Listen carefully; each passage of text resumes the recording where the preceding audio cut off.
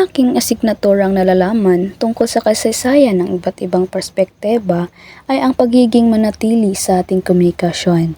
Komunikasyon sa ating Panginoon, komunikasyon sa ating pamilya, at komunikasyon sa ating paaralan kung saan tayo ay nabubuo kasama ang ating kaibigan, God, family, at friends. Ito ang aking natutunan sa buhay sa pamamagitan ng asignatura. Dito nagsimula ang aking perspektiba sa pagiging komunikasyon.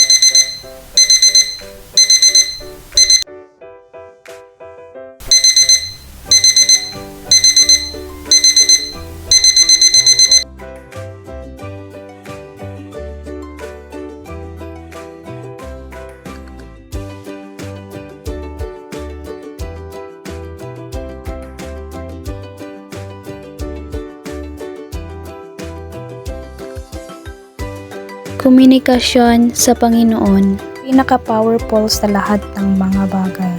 At komunikasyon sa ating pamilya, ang mas mahalaga at ang mas inuuna. Dahil ang pamilya ang ating karamay sa lahat ng bagay. Bakit nga ba mahalaga ang ating komunikasyon? Dahil para sa akin, mahalaga ang komunikasyon dahil nagbibigay pagkakataon na ibahagi ng tao ang kaniyang kapwa ang kaniyang nadarama. Nagkakaroon ng tao ng ganap ng kapatiran tungkol sa sariling pagkatao batay sa perspektiba.